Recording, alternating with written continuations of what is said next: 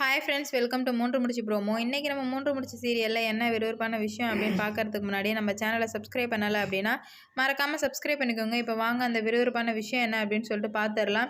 நம்ம நந்தினி இப்போ ரொம்ப ரொம்ப சங்கடமான ஒரு நிலையில் இருக்காங்க. எந்த பக்கம் முடிவு எடுக்கிறனே தெரியாமல் முழிச்சிட்டு இருக்காங்க. கடைசியாக யோசித்து ஒரு முடிவு எடுக்கிறாங்க. அதனால் எவ்வளோ பெரிய பிரச்சனை வரப்போகுந்தாங்க நம்ம இந்த வீடியோவில் பார்க்க போகிறோம். அங்கேருந்து சுந்தரவல்லி எல்லா பேப்பரையும் கிழிச்சு நம்ம நந்தினி தலையிலே போட்டு போயிட்டாங்க. அது பார்க்கவே நமக்கு அவ்வளோ கஷ்டமாக இருக்குது அப்படின்னா அப்போ நம்ம நந்தினிக்கு எவ்வளோ கஷ்டமாக இருக்கும்.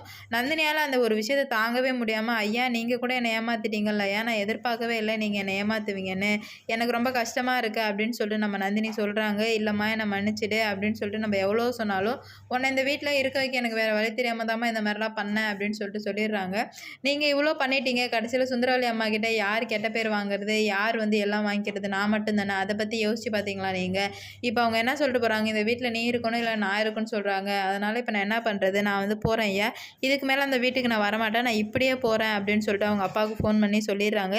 எவ்வளோ தான் ஃபோனை வாங்கி பிடுங்கினாலும் நம்ம நந்தினி பேசிடும்போது நம்ம அருணாச்சல ஐயா சிங்காரத்துக்கிட்ட ஃபோன் பண்ணி, சிங்காரம் மன்னிச்சிட்டு சிங்காரம், தெரியாமல் பண்ணிட்டேன், உன் பொண்ணை இங்கேயே இருக்க வைக்க தான் இந்த மாதிரிலாம் பண்ணானா, இப்படி ஆகும்னு எதிர்பார்க்கவே இல்லை சிங்காரம், நந்தினி இங்கேயே இருக்க சொல்லு அப்படின்னு சொல்லவும், இல்லை ஏன் நீங்கள் என் பொண்ணை ரொம்ப ரொம்ப கஷ்டப்படுத்திட்டீங்க, அவளுக்கு என்ன தோணுதோ அவள் அந்த முடிவை எடுக்கட்டும் அப்படின்னு சொல்லிட்டு சிங்காரமும் சொல்லிடுறாங்க. அதை கேட்டதுமே, என்ன சிங்காரம் நீயுமே புரிஞ்சிக்காமல் பேசுறியா அப்படின்னு சொல்லிட்டு சிங்காரத்துக்கிட்ட பேச அருணாச்சல ஐயா, இல்லை ஐயா நீங்கள் தான் புரிஞ்சிக்காமல் என் பொண்ணை இன்னும் கஷ்டப்படுத்திக்கிட்டே இருக்கீங்க, அவள் பாவம், அவன் இடத்துலேருந்து கொஞ்சம் புரிஞ்சு பாருங்க ஐயா, நீங்கள் ஏன் அதை நினச்சி பார்க்க மாட்டேறீங்க அப்படின்னு சொல்லிட்டு சொல்லவும், மன்னிச்சிடு சிங்காரம் அப்படின்னு சொல்லவும், பெரிய பெரிய வார்த்தையெல்லாம் சொல்லாதீங்க ஐயா, என் பொண்ணை நான் வீட்டுக்கு கூட்டுக்கிறேன் அப்படின்னு சொல்லிட்டு ஸ்ட்ரிக்டாக சொல்லிட்டு ஃபோனை வச்சிடுறாங்க. சரி நான் இதுக்கு மேலே இங்கே இருக்க மாட்டேன், நான் போகிறேன் ஐயா அப்படின்னு சொல்லிட்டு நம்ம நந்தினி கிளம்பி வந்துடுறாங்க.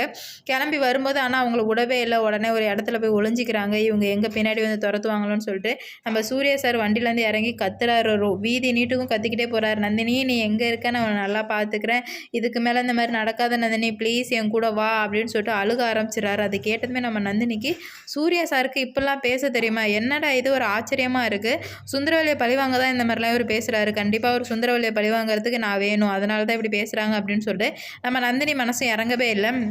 ஆனால் நம்ம சூர்யா என்ன சொல்கிறாரு அப்படின்னு பார்த்தீங்கன்னா, நான் ஒன்றும் எங்கள் அம்மாவை பழி வாங்குறதுக்காக நான் உன்னை கூப்பிடல, எனக்கு ஒன்று ரொம்ப ரொம்ப பிடிக்கும், நீ வா நந்தினி, நீ இல்லாமல் என்னால் இருக்க முடியாது அப்படின்னு சொல்லிட்டு பேசினதை எல்லாருமே கேட்டாங்க. எல்லாருக்கும் பேரதிர்ச்சி ஆகிடுச்சு. எப்படா இது சூர்யானால் இப்படிலாம் கூட பேச முடியுமா அப்படின்னு சொல்லிட்டு நினச்சிறாங்க.